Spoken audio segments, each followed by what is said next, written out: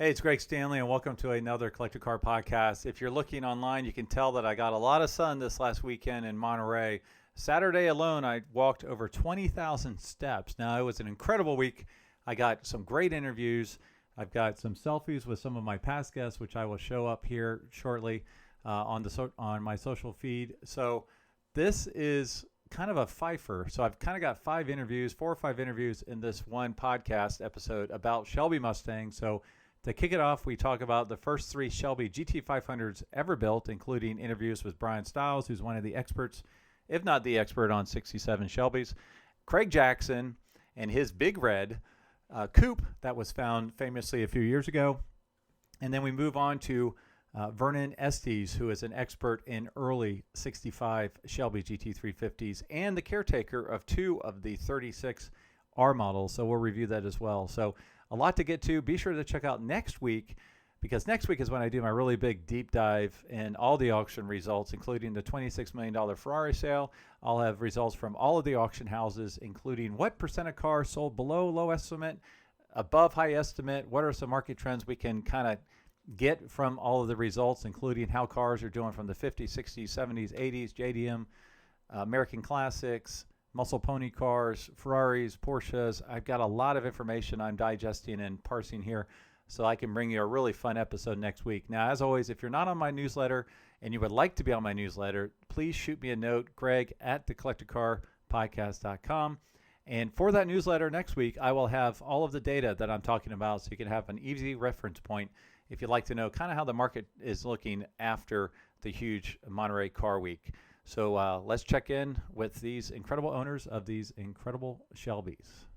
RM Sotheby's is the world's largest collector car auction house by total sales. They are the preeminent market maker of high-quality collector cars and collections, regardless of size or complexity. By working in partnership with the Sotheby's team and its network of 80 offices in 40 countries, RM Sotheby's has established the largest client network of any collector car auction house in the world. Join the RM Sotheby's family by connecting with one of their car specialists at rmsotheby's.com or contact me directly at gstanley@rmsotheby's.com. All right, so I'm at the Quail, and I've got 3 historic Shelbys in front of me, and I've got the expert of experts to talk about them, Brian Stiles. How you doing, buddy? Good deal, good deal. Yeah, I appreciate you doing this. So we'll have the original, or not the original, but the owner of the very first 500 here in a second. Then we'll have Craig Jackson talk about Little Red. But Brian's going to give us an overview, including of his car, which is the only 67 convertible, which he can talk to in a minute. So why don't you give us an overview of what we're looking at here? Glad to. We actually have 2 one-offs here. But the cool part about that story is that wasn't the original plan. What you're looking at here are the first 3 regular production GT500s that were serialized and built. As you can see, all 3 of them are candy apple red. That was the PR color. They were all ordered identically, heavily optioned, air conditioning, mag wheels, AM radio, black deluxe trim, and of course, the candy apple red paint. They were supposed to be PR cars. The fastbacks obviously started off production. The coupe was considered optional, and the convertible was slated to go into production in the springtime. Drop tops do sell better when the weather gets better, right? That's right. The fastback was finished first. All right, it was actually expedited at San Jose, built about 18 days ahead of schedule. They needed to get this car into the hands of the magazines. They're already behind schedule. Part of that expedition, they deleted the California emissions off this car. It left San Jose without California emissions. Really? And to cover themselves, they stamped an ENG for engineering into the VIN tag. All right? Smart. Yep. How many rules does that get you out of? Right? Well, it's California. Yeah. So the next car that we have is the coupe. That was actually built right about the same time, a couple days after, I believe, the fastback. And the convertible was built about 2 weeks after that. It did get emissions. The convertible actually did get California emissions. Not saying that they were CARB certified, but it did get emissions. So that's the difference. Car 100 is the fastback. Car 131 is the coupe.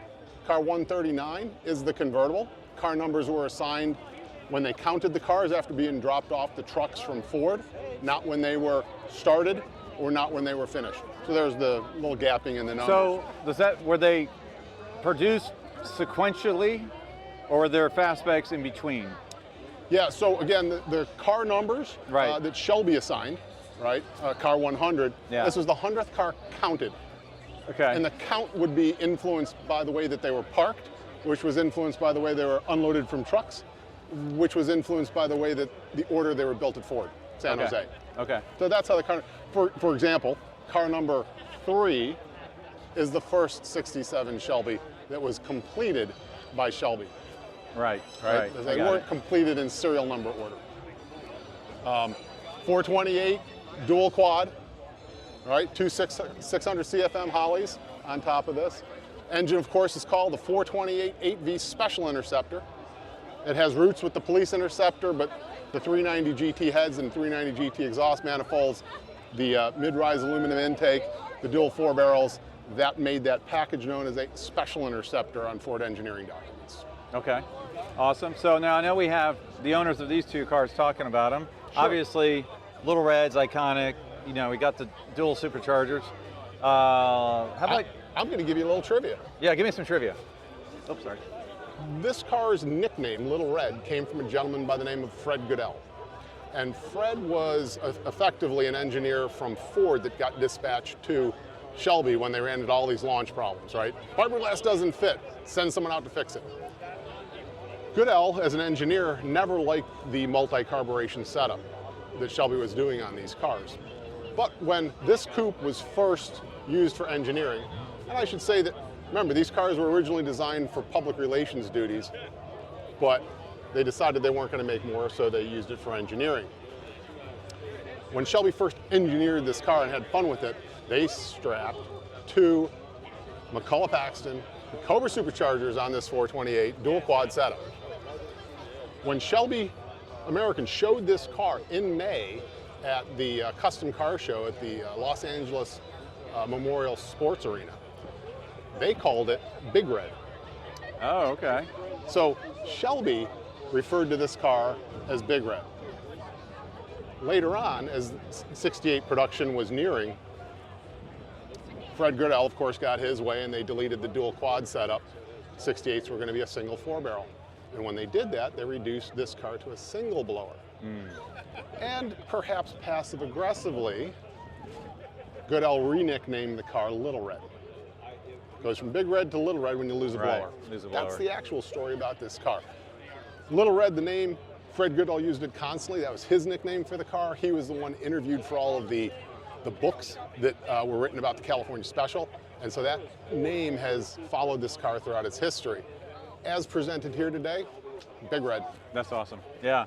Now here's a very interesting car, your car. So tell us about it.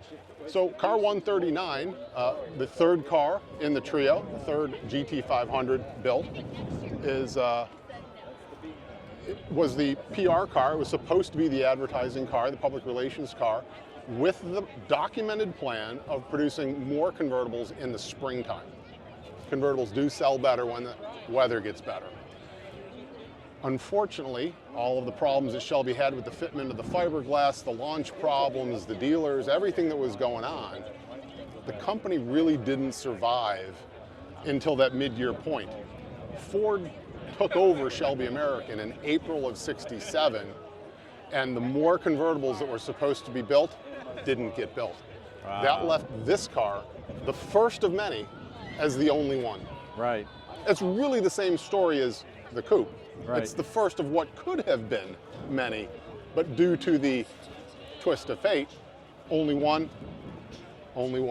Now was this rebodied to look like a 68 for promotional materials? I will absolutely not use the term rebody. Not rebody, but I mean Sorry, it had I'm just messing with you. the different hood. Right. So what happened? So if you look at the coupe, you see slightly different styling on this car. Yeah. All right. You see some bright work added around the grille. You see the inboard high beams moved to the outboard position. You see the louvers added to the hood, which was necessary. These things were all necessary to help the cooling of the GT500 air-conditioned cars.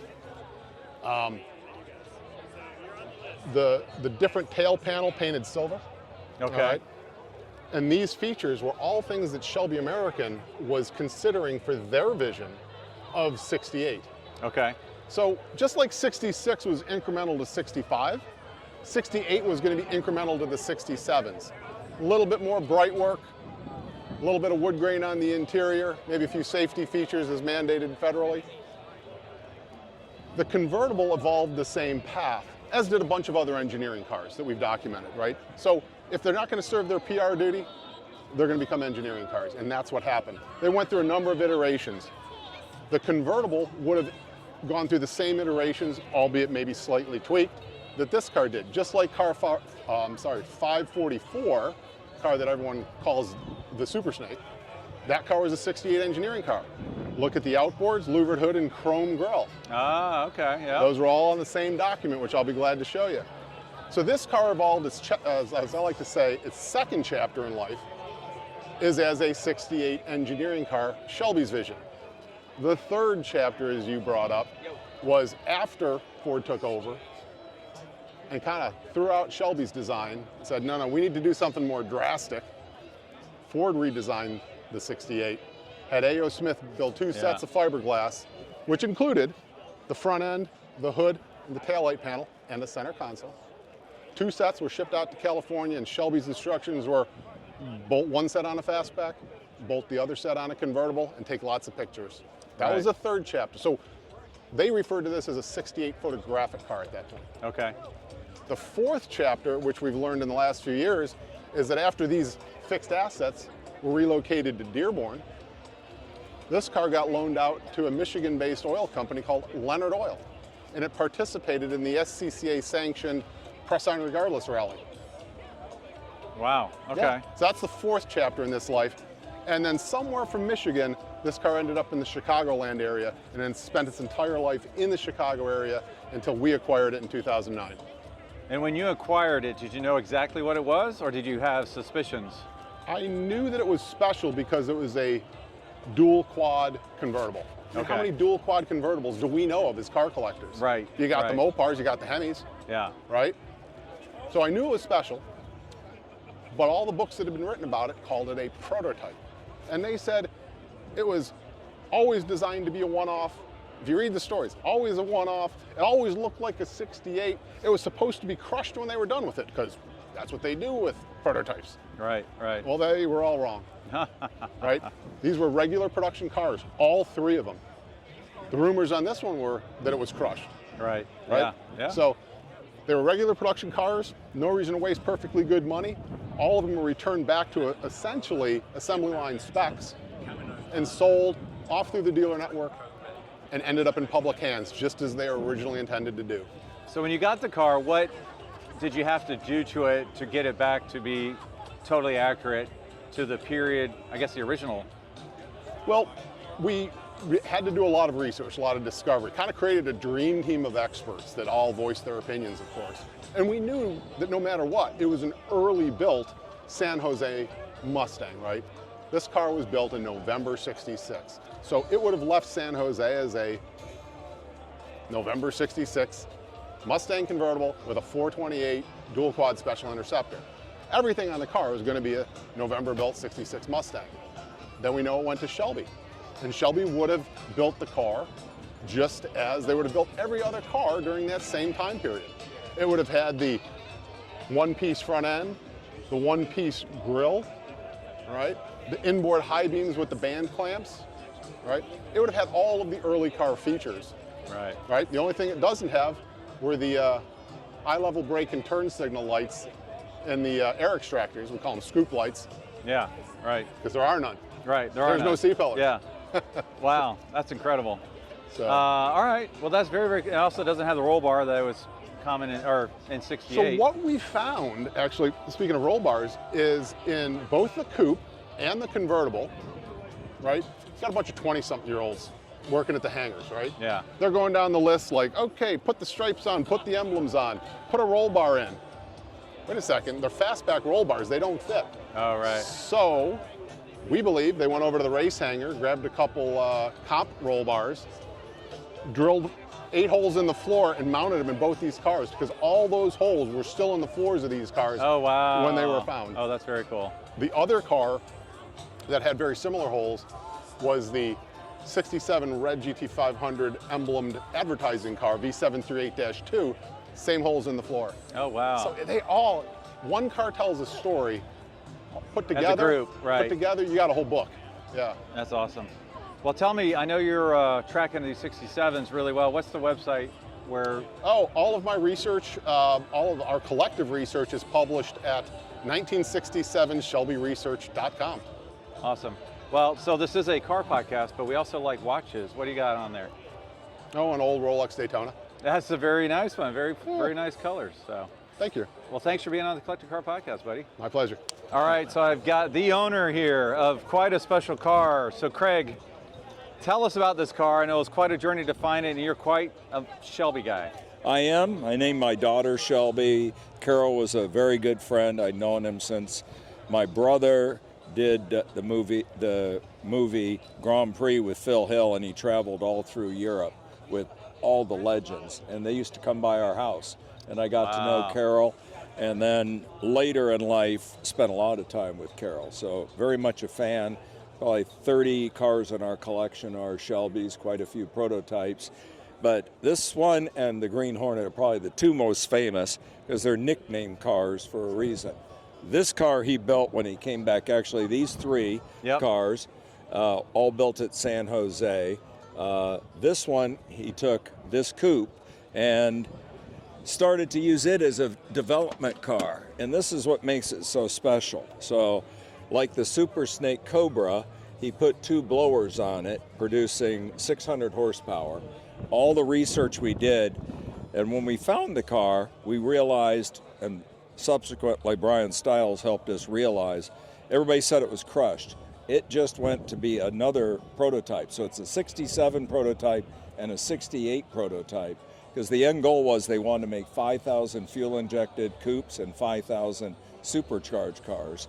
And they decided two blowers was too much, and I can attest to that. This thing will smoke the tires for a football field, and I've done it. It's everything that they had in their engineering tied out to when we put this car back together. We found the gentleman that built the car at Shelby America. So this is truly a one-off because it's the only one ever built at Shelby America in the hangar, built in secret behind curtains. And the story, the guy that built this is identical to the story the guy that built the Super Snake with two blowers, done in secret. Wow. And behind curtains. These were his pet projects. The coupe and the convertible both share Conley leather seats and Ferrari carpets. And really? This was his, I just beat you at Le Mans, Yep. I'm gonna kick your ass on the street next. Right. And this is his car. So I remember when, I'm a huge Mustang Shelby guy, I remember reading Mustang Monthly decades ago when this car was like found, like in New Mexico or the desert somewhere? This one in Texas. In Texas. And am I correct that initially they weren't quite sure what they had? It took us a while to dig into it to put it all together? No, we found it, and here's why nobody found the car. It never had a Shelby number on it. Neither did the Green Hornet. But we have inventory sheets that show. Okay. Yeah, it's rare in a lot of ways. It's the only 428 2.4 barrel air-conditioned coupe ever to come off the assembly line. Right. Took the air conditioning off and put two blowers on it. Originally it had inboard headlights and it overheated. They moved the headlights out. They put one of the first louvered hoods on the car so it could breathe. And it just kept evolving. They blew up the transmission. They blew up the engine. We have all the paperwork for that. They built a cast iron rear tail housing to beef up the output shaft of the transmission and beefed up the engine and got it to live. Yeah. So this is what it is. It's an R&D car, but it was also Carroll Shelby's and Fred Goodell's car to go out and terrorize the streets. So where was this in production? When were they building this car? What? The car came off the San Jose assembly line. I'll have to ask Brian. I remember November, I believe. But 67. 66 for the 67 model. So these were ordered right when, and what we found, and I got a whole book, we did a whole documentary on this. It's also on our YouTube channel. But when we found it with no front fenders on it, we took it and we unveiled it at the Henry Ford Museum. after finding the car. We found the car using a private investigator and Facebook. And then we crowdsourced to get information from anybody that ever worked. And the first day we crowdsourced, and it was on the front page of USA Today, a guy on our Facebook page said, my dad built that car and he said it's crushed. About a month later, he actually showed his dad the pictures of the car and he goes, that's Little Red. Oh, wow. So, small world, he retired in Phoenix, Arizona. So he came over and saw the car and he validated the car and everything that was on it. But when we unveiled it at the Henry Ford Museum, Kevin Marty noticed something I never noticed. On the inside of the fender well in yellow crayon, it said Shelby.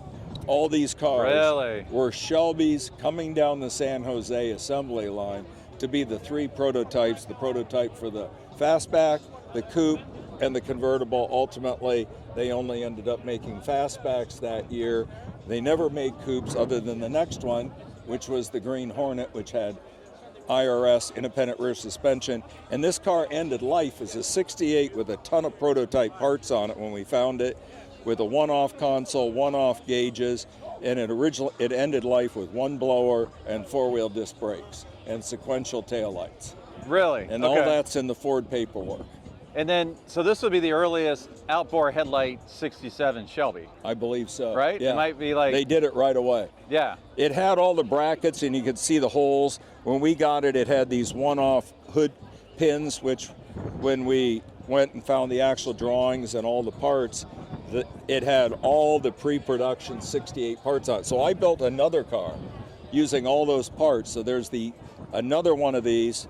It doesn't have the same VIN. It is not a real car. But the car, when it was found, had so many 68 prototype parts.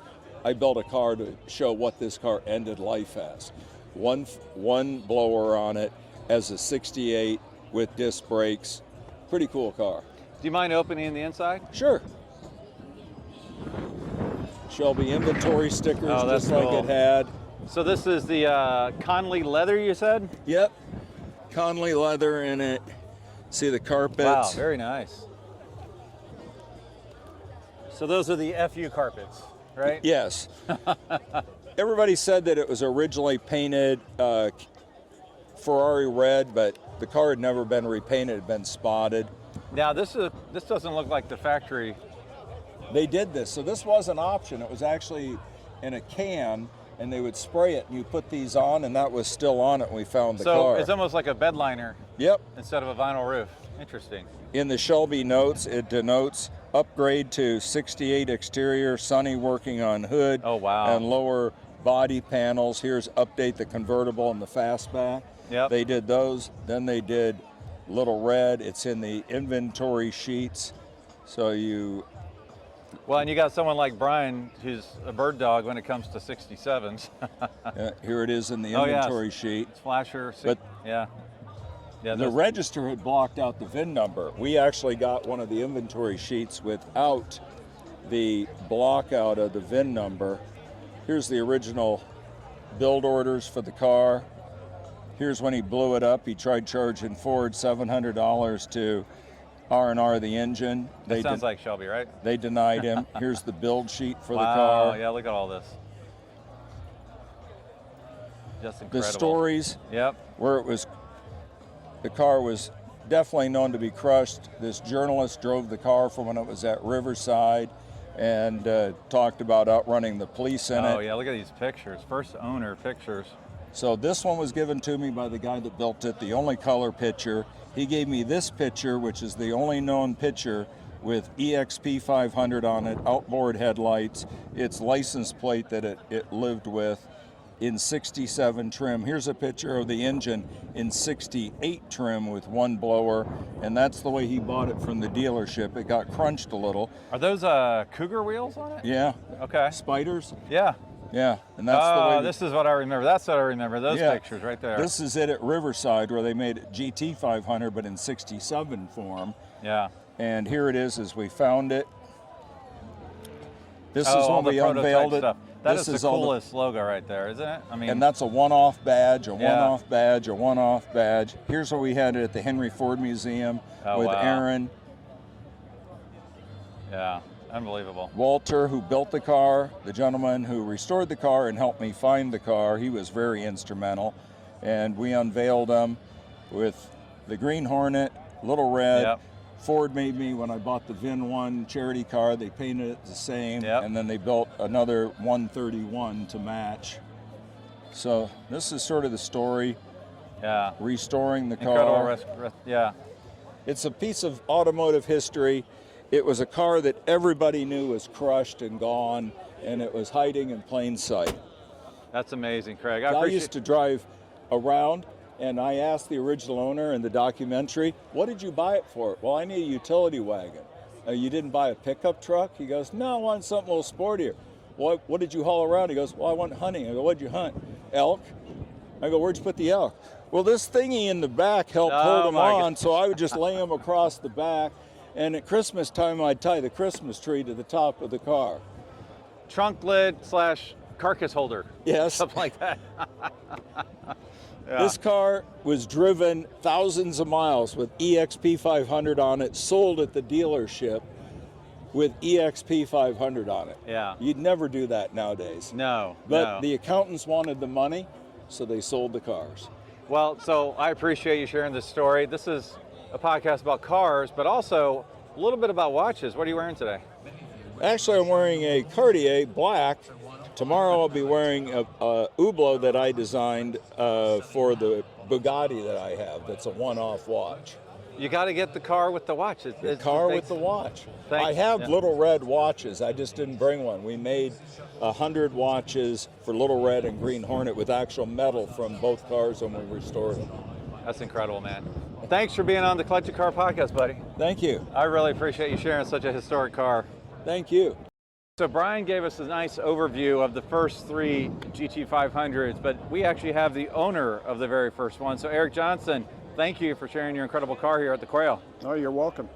What can I tell you about it? Well, tell me, how did you get the car? When you got the car, did you know the significance of it? Did you have to restore the car? A little bit about your history with this particular car. I had gotten interested in these cars in the summer of 1979 when I was 16 years old. Okay. We actually found this car at the World of Wheels car show in Denver, Colorado in Thanksgiving weekend of 1979. Wow. Started talking with the gentleman that owned the car at the time and worked a deal out with him to buy it and got it a month later. So now when you bought it, did you know the significance of it? No. So you just bought it because you wanted a 67? I wanted a red 67 GT500 with an automatic transmission, and that's what this was. And I knew enough about the cars at the time that there was something unique about the serial number plate on this car. And so I got to doing research on my own and contacting the National Shelby Club members and president and the registrar for the 67s at the time. And to cut to the chase, by about mid-summer, early fall of 1982, we had a pretty good idea of what the car was. Wow, way back then. And once we got that figured out, the car became a keeper. So now, I've had it since I was 16. Oh my gosh, what an incredible car to have at any point in your life, much less when you're 16. My mom and dad took out a second mortgage on their house and loaned me $8,500 to buy this car. Did they just love you that much, or were they just that they had such bad judgment? Which one? My parents put an awful lot of trust in me, and I can't say enough good things about my parents. So this is a red Shelby. Yeah. How old were you when you got your first ticket?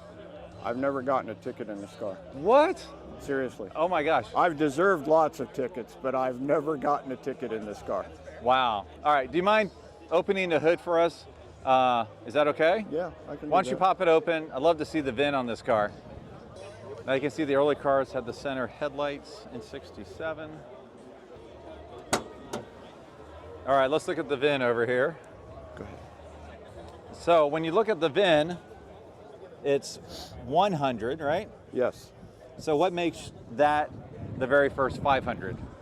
500s were new for 1967. The first 99 serialized cars at Shelby American for that production year are all GT350s. Okay. So the 100th car ended up being the first GT500. Wow. Do you mind opening the door for us? You can leave that up if you like. Okay. Yeah.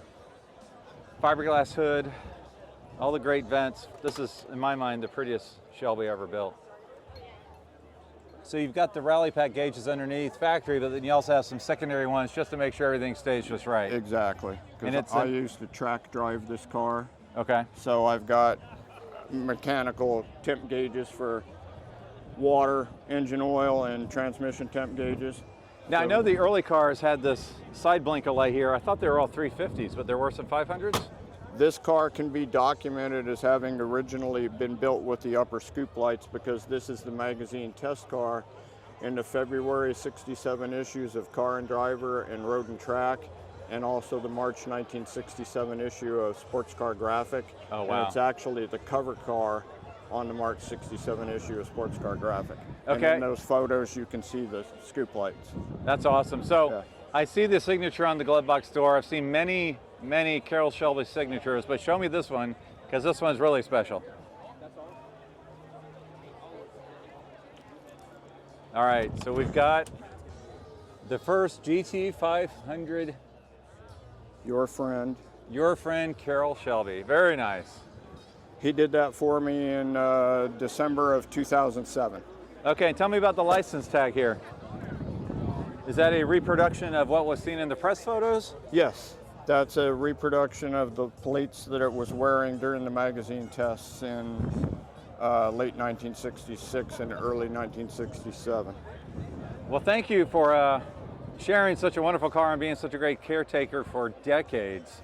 And I really enjoy seeing it. Great, thank you. I appreciate your interest in the car. All right, so I'm at the Quail and I got really loud music behind me, but we're going to try to make this work. So I have Vern Estes with me. Hey, Vern, how you doing, buddy? Hey, good to see you, Greg. So what's so cool is that we're Facebook friends. Yep. And you do a lot of really cool stuff with Shelbys. That's right, yep. So tell me exactly, what do you do with Shelbys? So I run a business called Vern Estes Classics. Very kind of low volume, but very specialized classic car dealership that specializes in 65 to 67 Shelby American product and also does 68 to 70 as well. So I love your Facebook post because I'm a Mustang Shelby guy. Yeah. And every time you post stuff, I'm like, oh my gosh, that thing's gorgeous. Oh my gosh, that Right. thing's gorgeous. Oh my gosh, that thing's Yeah, gorgeous. I do lots of memorabilia, lots of cars, and just try to focus on really solid examples of the cars. Speaking of which, you've got two amazing cars in your collection behind us. Yep. Both are models. Sure, yep. And so for our listeners, there's only, what, 562 350s for 350s in general, 1965. yeah. And as far- 36R models. 36R models, Yep. and you are the caretaker of two. Yeah, Not only two, but arguably the most famous Shelby Mustang, I do that in quotes, Shelby Sure. Mustang in the world right behind us here. So tell us about this yeah. car. So they're not my personal cars, but I take care of the owner and take care of the cars for him. But this is 5R002. It's kind of affectionately known as the Ken Miles R model. This is the second GT350 ever built. It's the first R model ever built. Also It's known as the Flying Mustang. also known as the Flying Mustang. This is the most expensive Mustang ever sold publicly. It sold or- a couple or in times general. around $4 million? Yeah, a little short of $4 million. Okay. Yes, sir. So this car was the first R model. It was the prototype for all R models. It was the only R model that Ken Miles drove. It won its debut at Green Valley Raceway in February of 1965, and it's just kind of a very historic car. Even though it looks very similar in a lot of ways to every other R model, to the trained eye, almost everything about it is different. There's actually very little that it shares with production R models. Wow, So, okay. like the engine is a 5-bolt full competition Cobra engine, not actually a GT350 6-bolt engine. Oh, wow, okay. You know, the first 3 cars were received at Shelby American prior to any other cars, number 1, 2, and 3. The car that received serial number 3 was actually the first car built because it was a street car and they needed a street car to do a bunch of PR work with. Yep.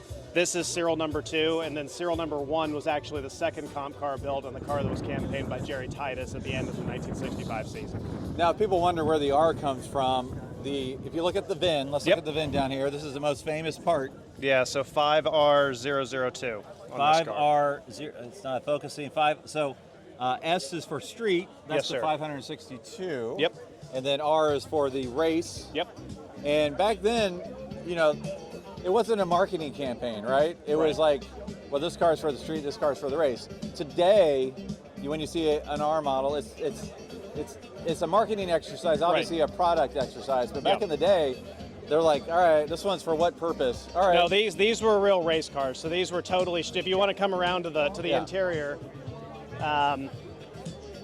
one unique feature of this particular car is that it has fixed side windows with this bracket here. The windows do not go down on it. Yeah, so super high. These had what Shelby American referred to as a fireproof interior, meaning there was nothing to catch on fire inside of the car. So no carpet, no headliner, no visors, even no dash pad, no dash brackets on the dash pad. So these R models were built as total delete cars. They never had interiors in them. So I about burnt my hand just touching that right there. Yeah, it's a pretty hot ride. Now, in February of 1965, when this car made its debut with Ken Miles, he actually, in that particular race, he loved these windows because they retained the heat, and it was cold in Dallas, Texas, and North Texas where the race was. But eventually these windows would come off the car, and they would just leave the bracket there to identify it in period photos, because this car would get so hot being raced because the windows didn't go down. There's no insulation inside the car. So these cars, all 65s had the rear seat delete with with the integrated roll there. bar, shoulder harnesses, racing seats. Actually, a specific chrome fire extinguisher that's unique only to our models. Oh wow! So our models had the roll bar. Yes, sir. All our models had the roll bar. Only 2 street cars were ordered with a roll bar from the factory. So a roll bar is not necessarily our model unique, but it basically is. Our models had a different... The plexiglass rear window. Yeah, plexiglass rear window that exhausted heat out of the interior. This car is also immediately identifiable because it's the only R model that had these. You know, in this car, they were figuring everything out for the first time. This is a unique way of mounting this rear window. Yeah, that now didn't is this a exist vent up here? It is. There's absolutely no totally seal open, to the interior, right so there. totally open, exhaust the heat out of it, and it also had your- aerodynamic benefits to it also. They deleted the vent windows on them. They all had magnesium wheels. They had door panel delete on them. This car still has, which Shelby's did not usually retain, but this car has its original warranty tag from Ford Motor Company. Now is this reproduction here? It looks Yes, very it new. is. Okay. Yep. But you got all the info. Yes, sir. Yeah. So all K-code original cars. This car was, after it was raced by Shelby, was sold to an engineer for Ford named Bill Clausen, who mostly raced it up in the north, most notably at Waterford Raceway. It eventually found its way into Mexico and was found in Mexico and retained in the Shelby American collection in Boulder until it was restored. So I've had, is it Steve that runs the... Steve Volk, yes, yeah, sir. he's been on the podcast before. Now, I remember when this car was found because I had Mustang Monthly and it was a big deal when this thing was found. Sure. So, painted bumpers, is that our models? That is only this car. So this car ran painted bumpers. I've never seen that. I think that was probably something they were trying to adhere to regulations, and they realized that the regulators didn't care about that in SCCAB production. 34-gallon long-range fuel tank, extra electric fuel pump. It has a mechanical fuel pump on the engine, and then a backup electrical fuel pump in the rear of it. Yeah, you see the splash guard around the gas tank, which is in the trunk. Another very unique thing is that you can see that the insides of the quarter panels don't have, these cars had seam sealer, but they did not have sound deadener.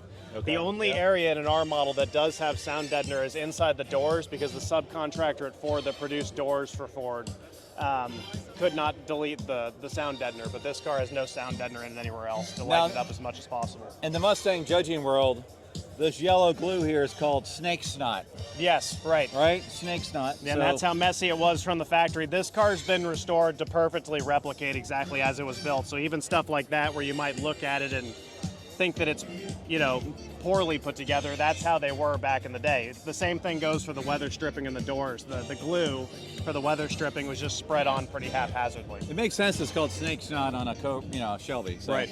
Now the other thing is, what are the autographs? You can also see how the stripes are painted, by the way. Oh yeah. That's just normal overspray. That's how they were.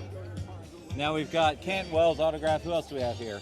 We got Jerry Schwartz, Bernie Kretschmeier, and Peter Brock. Nice. And Chuck Cantwell. Wow. All right, we got to get all those guys were the original Mustang shop that built these. We got to get the picture of the. Yep. The reason it's called the Flying Mustang. All four wheels off the ground. All 4 wheels off the ground. Green Valley Raceway, 1965. Wow. So do you get this car out and have it on the track ever? Yeah, so actually after this weekend, we're taking it to Sonoma for SAC 50, the SAC convention, and this car and the Charlie Kemp R model, which is another one of the 36 GT350Rs, will be doing parade laps there, and people will be able to hear it. This car runs 2.5-inch straight through side exhaust, and it's quite the engine that's in it too. It's really an exciting car to hear it run. Tell us about the racing team sticker here. That was a racing team that was kind of dreamed up by Bill Neal and Carroll Shelby called the Terlingua Racing Team. Terlingua, Texas was kind of a ghost town that they would sort of vacation to and raise hell where they wouldn't get in trouble for doing that. So a bunch of the race team would go down there and have fun.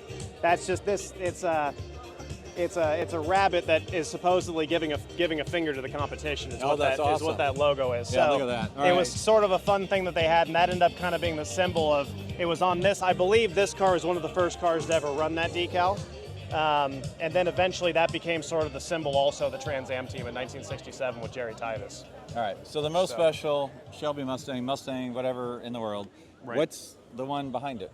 So now, I just must point out, we have, I don't know how many R models we have here, but this is quite a collection of incredible cars, Yeah, we've got right? 3 of them right here. That's 5R101 over there, the 123 car. This is 5R538. This is the Charlie Kemp car. This car is a later production 65 GT350R. It's most identifiable by its orange R model front apron. Charlie Kemp was a very well-known racer. Later, after he raced this car, he would race a 917 in Can-Am competition. Big Ferrari racer, big Ferrari collector. This is probably his most famous car he ever raced. So this is more the production, quote-unquote, production this R would model. be a production R model. So, you know, it looks very similar in a lot of ways, but for example, this car has the stock export brace. This car does not actually have an export brace, 5R002, because it wasn't ready at the time. Right. This car has a crank-driven tachometer. This car has the typical electric tach that the normal R models used. Not that any R model's actually normal. They only made 36 of these things. So where's the tach? I don't see it on the dash. This does not have a padded dash. So it does not have a padded dash. It has a total delete. So it has, these cars don't have even dash brackets for the dash or pad. a glove box door. Or a glove box door. They have radio delete. Yeah. And then they had a switch on the dash for the horn. This is how our models were delivered. They actually had that 5R002 is not this way, but this car has a standard seat on the passenger side. Right. And you that's got just the way they racing were. bucket for the driver. This car has a 15-inch production steering wheel, where 5R002 is an early car, so it had a 16-inch wheel. But they are very similar cars. I mean, to the untrained eye, they would look the exact same. So the street version has the tach on the dash. That's right. So padded dash. The race version has a unique gauge layout in general, all circular gauges, whereas the street car has the typical sweeping 65 speedometer, and then it has like a scallop right here called a gauge pod that has the tach and the oil pressure gauge. Now, are all 36 known? At least the histories of the 36 are known. I mean, the thing about R models is that they were run hard and put away wet. Also, you can see here that this car has the typical R model windows that move up and down by the strap. That's how they did it. That's a production R model. Oh, that's awesome. But yeah, there's the snake snot. So we got the snake snot. Yeah. So when it comes to R models, I mean, there's the histories of all of them are known. They got beat up pretty heavily in racing, so it's pretty unusual to see cars that survive in their entirety. So how many of the 36 are missing? Do we know? You know, I don't know an exact total, but maybe. It depends what you mean by missing, because some of them are just known to have been destroyed or scrapped. I got so you. there's 1 or 2 that are truly missing that people don't know where they ended up. But then there's 5 or 6 that people know to not exist anymore. Yeah. And then there's cars in different states, in all different states of originality. So awesome. Well, thanks for the tour of these incredible cars. You got it. Thanks for having me on. How can the listeners connect with you? www.vernesestesclassics.com and just my personal accounts on Facebook and Instagram. So that's where I where you post some really cool pictures. Try to sell some used cars. All right. Yeah, some used cars. They're all used car salesmen, aren't we? That's right. All right. Thanks, buddy. Thanks.